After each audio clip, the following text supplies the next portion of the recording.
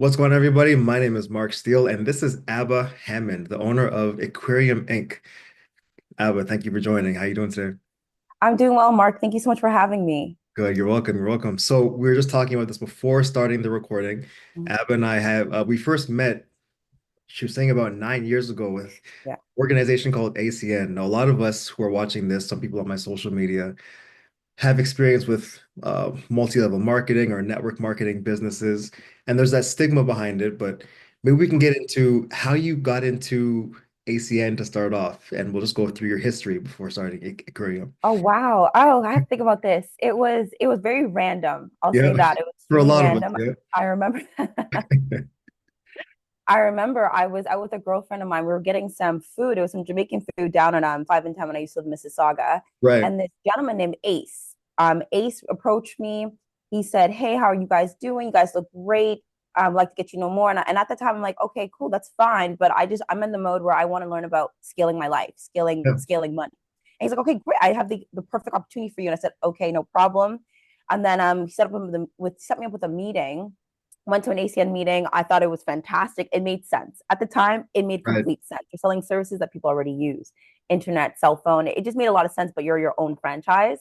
Yeah, And then once that happened, I joined. I signed up. I signed up and I got exposed to that community. I got exposed to that culture and I enjoyed it. I learned so many life skills. I had so many book recommendations that changed my life as well, such as yeah. The Alchemist. I know they were always pushing The Alchemist. And what the other book from Napoleon Hill? I believe it was Think and Grow Rich.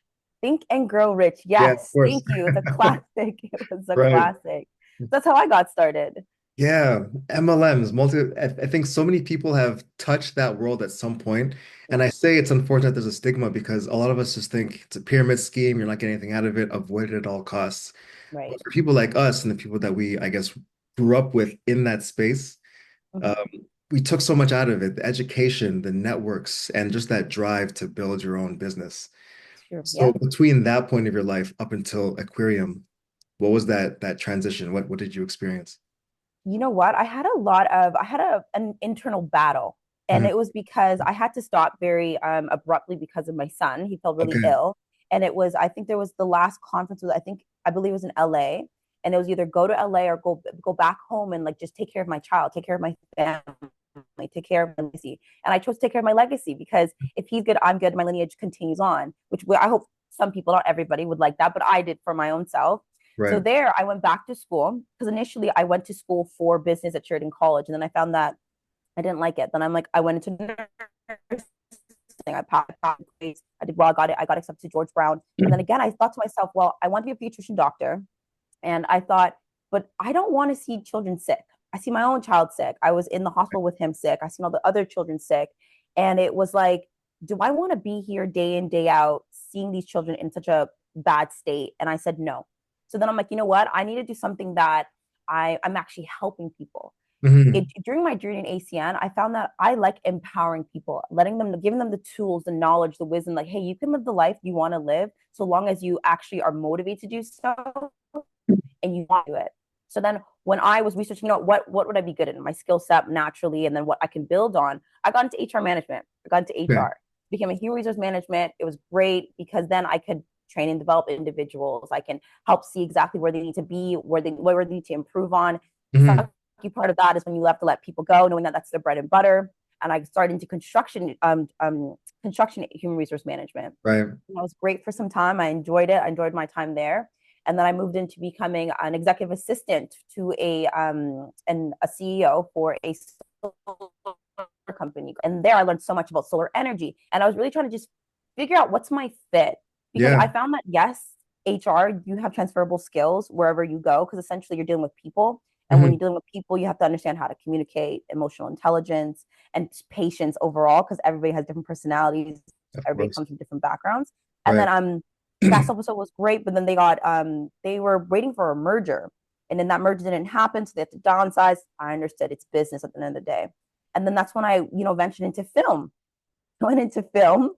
So I guess I have my journey. A Long one, but it's bit one of that's everything. Of touched a bit of everything. Exactly. At least two course. to 3 years, I've exposed myself to really take that time because a lot of time people believe that they don't have time, they can't do anything. And I know there's the saying of you can be a jack of all trades or a Jill of nothing. And I'm like, you know what? I want to try everything to see where I want to drill down to and get that 10,000 hours. Yeah. So after I did that, I went to film, was a little bit of an actress, worked behind it as well as a film director, HR manager for one of my friends who owned the company. She's doing great things. Hmm. And then I found myself into, again, pursuing HR. But then I'm like, you know what? I want to also go into project management because at the end of the day, I want to do something bigger. I want to take HR to the next level: programs, policies, procedures, purpose at the end of Hmm. the day. So my saying for Equirium Inc. was people, purpose, policies. And then let's bring your ideas into reality through project management. So Okay. then when I continued going on, I continued working there. So I just into it. I was in the financial sector working for a private equity firm where we would help individuals similar with HCN, where it's like we would fund them to, so we would fund their dreams, whatever they wanted to do, we would fund them. We just had to make sure that everything was in order when it comes to the Canadian policies, Canadian procedures, because we were within the realms and the parameters of that. And it was great, again, being able to help individuals just live the life they always want to live by just exposing them to the knowledge and the information they need to be exposed to, and then training and developing them again. Now we're moving forward. We're hitting about COVID times here. I'm still in my bachelor's of HR management. I got my Mhm. postgraduate in project management, business administration, as well as business operations. And then I that's when I pivoted into tech, so technology. So Right. now I'm in the tech world. We all know artificial intelligence is here. It's rampant in every single industry. If it's not Right. in your industry, it's It coming. will be. It's Yeah. it's gonna come. So then started to learn more about that. I got into tech. I got to work with businesses such as Microsoft, Google. I got to work with Starbucks. It was great just project managing that and seeing how intense it actually is and intricate it was. So then I went to get my advanced diploma in computer software engineering, specializing in artificial intelligence. And it was coding. I started to be able to code. If you ever had MySpace, MySpace, TI Yep. when we were younger, it's just like that. So people always think that, oh my gosh, coding is so hard. Artificial intelligence is so hard. I'm like, it's really not. We've You have all to done take the it. time out to, pardon me? We've all done it at some point. Exactly. Exactly. We all have at some point, but it's just about, again, drilling down, taking the time out and actually learning the intricacies of that, the details Right. of that, and seeing the value behind it. So then I went in there, I did that. And now at the point now we're at COVID, my job's on the line, right? A lot of people's jobs are on the line. And I was able to work remotely, but then again, the company had to downsize. And I'm like, okay, you know what? I need to take my life into my own hands more to the next level, which is actually creating my own company. And Yeah. that's where I thought Equirium Inc. I'm like, I want to, I spoke with my husband. I want to do something where we can pass on to our children so that our legacy can be independent. We both experience having to be on someone else's time. But if Hmm. we teach them how to create their own time, create their own wealth, create their own journey, it's probably the best skill I can pass on to them because it's from my own life lessons. And that's how I entered career. So during my time at school, though, I was helping individuals, with their interviews, with their resumes, with their LinkedIn pages. I was making all those pages for them, and Yeah. I thought, well, I can definitely scale it. I could do it. Okay, let's bring in Equirium Inc. What do we do? So we work within HR management and project management, whatever they just learning from my experience working in all the various industries, all different things I've done, wearing all the different hats. I'm like, okay, I can do this. I've done this before. I can do this now under my own name. And that's Mhm. where I reached Aquarium Inc. So that's my story. That's my journey. I love it. That's perfect. So now with Aquarium Inc., tell us what a typical day is for you. Oh wow. Okay. So typical day starts for me around 2 to 3 a.m. So that's Okay. when I go to the gym. I have to go to get gym, wake up my body, wake up myself, wake up my senses, come back home, and then I have to now read. I have to read, educate myself again, educate myself what's going on in the market, what's going on in the world, what's going on with myself internally, and reflect. And I got a journal. Once that happens, I'm out now hunting for clients. So I take clients, either individuals and or businesses, startups. It Mhm. doesn't matter which phase they are within their business. I go ahead and I'm searching for a client. Now, if we have a client already, it's touching base with them, like, hey, how's it going? And this is for an individual client. Yeah. How's it going with your job hunting? We worked on this yesterday. We worked on this yesterday. How have we hit the parameters or the deliverables that we were looking for? They'll let me know the feedback if yes they have, no they haven't, then what's wrong. I'm asking very direct questions to solve the problem. I'm Right. very solution oriented. Aquarium is very solution oriented. We have a problem. Okay, what's the solution? How do we go about actually solving it? Hmm. Once that happens, now I am breaking with one client, have that set up. Fine, okay. We take another meeting next for the next client and seeing how they are doing and so on and so forth. Everything is subjective to the individual, what they need. For Yeah, example, if I am implementing, let's say, a new HR policy for them, we want to onboard individuals, we got to make sure we train them. It's a whole different type of day for us. We need that client for X amount of time. I do have a team with me. There's about a team of 5 of us. We used to be 8. We have to downsize down. People decide to go wherever they want to go. And that's of okay. course. That's really okay. But it's connecting with my team to seeing how are your clients doing? How is this part of the aspect of the business doing? And then moving on, so on and so forth. Okay. So are there any clients that are too hard to work with or that you wouldn't work with for whatever reason? Absolutely. Okay. Absolutely. Tell us Anything in about life. that. So the clients are too hard to work with. I would have to say it would be those that don't know what they want. Okay. Or if they don't know what they want, it's those that whenever you try to provide the solution, they're giving pushback. It's, Hmm. hey, you know what? You came to me because you wanted to solve an issue. I'm Yeah, trying to help you solve that issue. If you don't want to work with me here or you find that you have all the answers, I'm sorry. That's okay. I'm going to have to let you go because then it's not an amicable relationship. Now there's right. friction and nothing great comes out of friction. You have to, two rights don't make a wrong. You know what I mean? Of So course. you have to ensure that we're all on the same page at all times. Because if we're not, okay, let's go back, let's solve the issue. But then that's delaying the actual deliverable that we set. Because for Hmm. me, when it comes to my clients, everything is scheduled. Everything is very timely.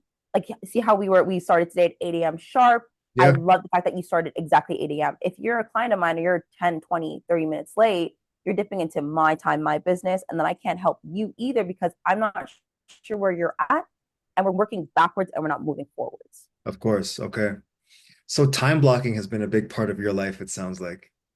Absolutely. Time, Yeah. time management is everything. Some people are still learning this skill, and I recorded a video about this yesterday, so it's fresh in my mind now. But when did you start implementing time blocking or, just optimum time management into your schedule, and how was that process for you? You know what? It would have to be when I had my children. Yeah. So, Okay. on a personal level before, and I transferred that over to my business because it's, when you first baby and they're waking up every 2 hours and you're exhausted, it's not like you're going to put the snooze button on or you can't turn off the alarm of a baby crying. You have to get Have up to and do it. go. And Yeah. so, you're managing that in itself. And you're like, you know what? If I am being an entrepreneur and I have children, I have to schedule my life around them. So Yeah. it's very, very much important to ensure that I am on time for anything and everything. I have my Mhm. Alexa. I call my Alexa my best friend because I'm like, Alexa, set this alarm, set this for this appointment. So I'm always calling her to ensure that she's able to, help me out and aid me in that. And Right. so, but yeah, I found that it was very important when I had children. And then it down and really took project management, learning management and seeing how extremely important it is to be on time with things because Of at the course. end of the day, a lot of times 75% of projects fail. They fail. And that's due to poor budgeting, poor scheduling, and poor time management. Right. And because of that, what ends up happening is you bottlenecks, you get scope creep, you end up getting but the because you have more time on you're taking more time out, sorry, for the project, your Hmm. budget's actually increasing. So Yeah. then a client doesn't like that. If a client has a set budget and that's all they have, that they have a set budget. That's all we can go through. So we have to ensure that we're doing everything on time. That makes sense. It's a very simple process to get to that point of just being scheduled, on time, organized. It takes work. It is a simple thing. It's not always easy, but calendars are my best friend, and it sounds like they're one of yours as well. Absolutely. So, in terms of the clients, we all wish they'd be on time every time. How would you describe a perfect client for yourself? Well, that's a good one. Perfection is so subjective too to the person, right? What is Yeah, perfect? But a perfect client is transparent and can communicate. I believe that if you're going to be late, that is okay. yeah. Okay, within reason, obviously. But Mhm. communicate that with me. Be transparent with me. Let me know, like, hey, shoot me a text, shoot me an email, whatever it's easiest for you. Because I always make sure that I'm reviewing my emails daily and actually quarterly, like not quarterly, but every 2 hours I review my emails, Yeah. depending on my day objective. Okay. But just shoot me that. The perfect client would be able to communicate with me with what's going on. And then the perfect client is if I'm giving you, let's say, a little homework to do, you come back with that homework and with questions. Right. like, hey, I have some questions because I know that you're learning. You're going out to seek that information on your own. And on Mhm. top of that, you're only here with me for a temporary time. I don't take clients on for plus like years unless they would like that. I'm very pretty much Okay, project to project. that So makes whatever it is they need me to do, I'm there for you within that set period of time. And essentially, what I want to do is build my client up to be self sufficient. Be self right. sufficient. It's the best feeling, right? The motivation, the confidence to be self sufficient, knowing that you did it on your own. We all need a little mentorship. We all need a little coaching here and there. And that's why what I like to say with what you get when you join Equirium Inc. That makes sense. Okay. And you touched on working with clients temporarily. It's not, more than a year unless they want to continue working with you. With a business like that, where you're cycling through clients often and you're being successful with them if they're not staying with you for a long time, it sounds like. Right. How do you continue adding clients to the funnel and working with people? Oh wow, it takes a lot of teamwork. One, Yeah. it's not just me surfing for the clients looking for those contracts. It takes a lot of teamwork. Mhm. It takes a lot of time just on the internet or networking, I would have to say. Yeah. So one thing I did learn from ACN is how to be a master networker. Is Right. going out there and being able to directly talk to individuals, talk to people, and just see what they need or what are they doing and see what value I can bring to them. So it's a Right. lot of work networking. I do find my times there are ebbs and flows with my business where maybe for a month or 2 months we don't have any contracts. And that's because Mhm. I haven't locked down a contract or my team hasn't locked down a contract. Right. And so then it's like, okay, we got to go back to the drawing board. How can we go out there and get some more new contract, get some new clients? So it's not the easiest. It's not the easiest, I would have to say. However, it is worth it. It is worth it to have my own time. You have that freedom, which is a good thing. Yeah. Exactly. Last couple of questions for you. The first one is, if you weren't working this business, if you didn't own this business, or you have a week off of Aquarium Inc., tell me about that perfect week for you. Perfect is subjective, Ooh, but based on your opinion. perfect. Thank you. Perfect week for me. Wow. Okay, so I'd probably be out of Canada because if it's winter time, I'm not here. I'm Right? probably in a beach in DR or some Right. island Of with course. my children or my husband, just relaxing, just enjoying life in itself. Either I'm Mm. reading a book. I do love to read. I Okay. do want to ask you top three books, by the way, before we do end here that I should go Yeah, ahead and read. for sure. Um, what else? Just be just on a beach on vacation, just relaxing with my kids and my family, my children, and just with my family. I have to say the perfect week for me is just my family, just relaxing with them, getting into whatever adventure we want to get into, whether it is a road trip, whether we're on an island. Definitely going to the gym. I think that creating a habit of getting your body awake with the gym is Yeah. necessary. So I'd go to the gym as well. Okay. Next question. Walk us through your vision of your dream home. My dream home. Hmm. Okay. Are you ready for this, Mark? Because I I hold know it. you're in that business. And if you could find me this home after this, I think we have to be friends forever. I I got think. you. I got you. My dream home would be I'm on 2 acres. Okay. Now, either I'm in Ghana, because that's my home national country. So I'm in Ghana or I'm here in It's tough Canada to find, but I'll somewhere. do it. Okay. I'm on 2 acres. I have no neighbors. We Right. are 2 stories with a finished basement, at least 5 bedrooms, 6 bathrooms, my own walk-in closet. My husband has his closet. Kids have their own quarters. I have three. I have three garage. I have a pool. I have We finished contingency off plans at, always. of course, finished off at the pool. I heard The the pool. We have a six. pool, and I asked you, can I fit a half soccer field in a 2 acre home? Is Yeah, it possible? it's Okay, possible. there we go. We have Yeah, a we can soccer make it field work. there. Yeah. I love soccer. That's my passion. I love playing soccer. Okay. I have a jacuzzi because I love being warm. And you know what? I'm trying to think on the interior inside, what the walls look like. I have my own library. I Right. have my own library in my office. We have a den. We have a living room. We have just a room where we can just keep furniture. Oh, what else? My kitchen. I have a huge kitchen. I want the Okay. 3 decker oven, and I want a beautiful island. Decker Okay, oven. I Okay. want a beautiful island, and I think that would be my dream home. Oh, and I want a helicopter pad so I can leave Okay. whenever. You're making it tougher.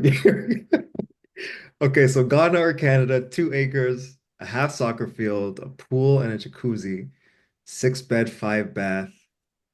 Sounds like a large kitchen with a triple Yes, decker oven and an mm-hmm. island.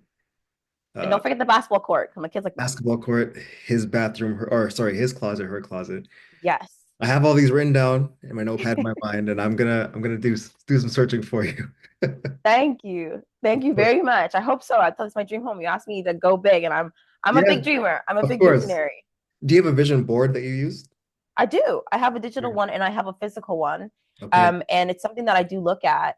And I found that journaling helps a Yeah. lot, writing it down, seeing it and writing it down. What about yourself? Do you have a vision board as well? I do. Mine is digital. I have it as the background on my laptop and on my phone. And it's the Nice. same thing. It just keeps me focused on the goals. I write my goals down every single day as well, so I know exactly what I'm going for. And I've been Mm-hmm. reading a lot more about manifestation recently and putting your mind in that space of achieving.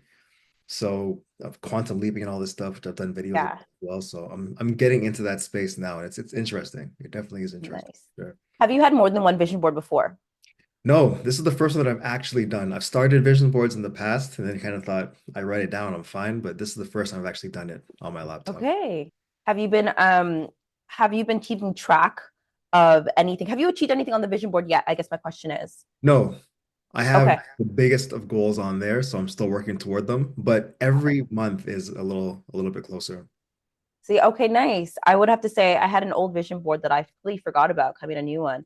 Yeah. And I found that after about it was about I want to say 10 years, I completed 50% of it. I got 50% of it. Okay. Of So I'm like, wow, this really works. It got that, that reinforcement that it actually does work. Because sometimes you go course. into it not knowing, but hoping, you Yeah. know, and then finding that, what, if I just let everything be, it happens. Because as you said, quantum leaping, there's so many different realms to the world that Right. we are unaware of. So Hmm. it's like when you do come to awareness of that and then you try it out, and then you find yourself actually achieving it or, receiving some form of it, it's Yeah. exciting. It's like, oh, wow, like it's true. It's just not so much of what we've learned, we've been conditioned to believe what the world actually Right. is it's not limiting us anymore. And I find that a lot of people and in clients and people in general, they limit themselves, they limit the beliefs based off of other individuals and what their perspective is. And Hmm. that's where it gets it's I don't want to say for lack of better words, it's very unfortunate that you allow yourself to limit your thoughts based off what you've been preconditioned to, whether it be a movie, television show, propaganda, just people around you who don't believe in themselves. Right. So no, I'm really happy to hear that you're sticking to it. You're sticking Yeah. to it. I'm really happy to Yeah. hear that. We'll definitely talk more about that because it's an interesting topic, and I'm still figuring things out in terms of is quantum leaping or manifestation or vision boards actually putting your thoughts into the ether, putting them, to God or the universe, whatever you call it, Right. having it being attracted to you, or is it just you see your goal every day, so you're taking steps toward that specific thing? You know what I mean? Is it Okay. action or is it something metaphysical? So I'm on that Right. fence. I'm still figuring I that. get that. No, I completely get that. It's funny that you say that because it's like, are we what plane are we working on? Yeah. Mental, spiritual, the metaphysical world. And it's like, okay, as you're saying that dichotomy, if is it action or is it spiritual? So then Hmm. it comes down to what is a thought? That's what I ask. Like, what is a thought? Is a Yeah. thought physical? Is it tangible? Can you feel it or do you hear it? And then you go do the action. So what comes first? The thought or Mhm. the action? And Right. it's the thought for me. But Yeah. again, the fact that you're questioning it is because something internally within yourself is seeking that action. It's seeking that answer. And Right. then when you know that you have an internal compass or intuition, I call intuition your internal compass. And Okay. why I say that is because it's within yourself that is now driving or directing you to where you want to go. So it's an internal compass. Where does that come from? Like Wi-Fi. What is Wi-Fi? Yeah. What is Wi-Fi? You know what I mean? Like, Yeah, yeah. It's and connected. It's so it's like connected. I feel like intuition is like Wi-Fi with God or whatever spiritual, deity that you do, ascribe to. Right. So no, I agree with you, understand, and I've had those questions myself. So I would love to have this conversation because I do enjoy these types of Yeah, conversations. we'll get into it. You mentioned talking about books. What are your three book recommendations? Oh my goodness, I have them here too. Okay, we have the laws of human nature by Okay. Robert Greene. I love Robert Greene. I love Yep. Power 48 Laws of Power by Robert Greene. And then the last one, oh no, I'm stuck. I'm stuck between The Road Less Traveled by Robert Beck, I believe, or Yep. Honoring Thyself. Honoring Self by I believe it's Nathaniel Blackwell. Oh my goodness. Yeah. I get excited. As you can see, I got really excited. I'm like, oh, they're right here. I get so excited because all of those books I do like to read nonfiction about, motivation, self self-learning, self-reflection, because I believe everything starts within, with yourself first. Right. You've been with your whole entire life since you were at the beginning of being born, and you've been your own best friend. So if you know who you are inside and out, once you know who you are, you'll know the world around you. Because I believe that all of us are just reflections of one another. We are human, have different, different life experiences, such as a movie having the same genre theory, but just different scenes. That's how I Yeah. believe life actually is. And when you read and learn more about yourself and who you are, you're so much more able to achieve whatever it is you want to achieve, because I don't like this, I do like this, and you're able to maneuver the world much better. But Mhm. what is your top three? I'm writing it down. Yeah, my top three right now, 21 irrefutable laws of leadership. Okay. I have to look back at my shelf for the author as well. Yeah. John Maxwell, 21 irrefutable laws of leadership. That's really relevant for me now in the role that I'm in. Um, Exactly What to Say by Phil Jones. And that's a good book for sales or for marketing, just talking to people and having um, little scripts that are out of the norm. They're not really as traditional as you might hear from the old script teachers in real estate or any kind of, auto sales, whatever it is. Hmm. Exactly What to Say, 21 Irrefutable Laws. And one of my old favorites is Meditations by Marcus Aurelius. I have that book. Yeah, that's one of my favorites. Just in terms of stoicism and going through every challenge without letting your emotions guide you. Like you said, is it thoughts first or actions first? It's the same thing when it comes to the Stoics and how they perceive receiving some kind of stimulus, like, bad news, someone yelling at you. And do you Right. think first and then respond, or are you reacting? Right. It just expands from there. So those are definitely my top three right now. Of Okay. Awesome. Thank you so much for sharing that with me. course. Definitely get the next two. And I have to revisit Meditations, because whenever I read it, I'm like, it's old language, right? And I'm like, okay, hold on. I got to take my time Yeah, yeah. to digest it. But you're right. The power in that is still there. So Yeah. powerful message in there. Emotional control, it'll take you through everything, whether it's business or just life in general. So it's a good one. Exactly. No, thank you so much for that. Yeah, and the last one, how can people get in touch with you if they want more details about Aquarium Inc., if they want to learn about you specifically? Hmm. Oh, absolutely. So we do have a website, aquariumcorp.com. Also LinkedIn. My name is Abba Hammond dash Mensa. At times, that's my husband's last name. I took his last name. Okay. But yeah, they can get in touch with me through LinkedIn, through that website, as well as my email too. It's my first name dot my last name at gmail.com. Okay. Abba, thank you for your time. I appreciate it. Once again, I am Mark Steele. This is Abba Hammond, and that's been our conversation. I appreciate Thank it. you so much, Mark. Thank you. Have a good one. Same to you.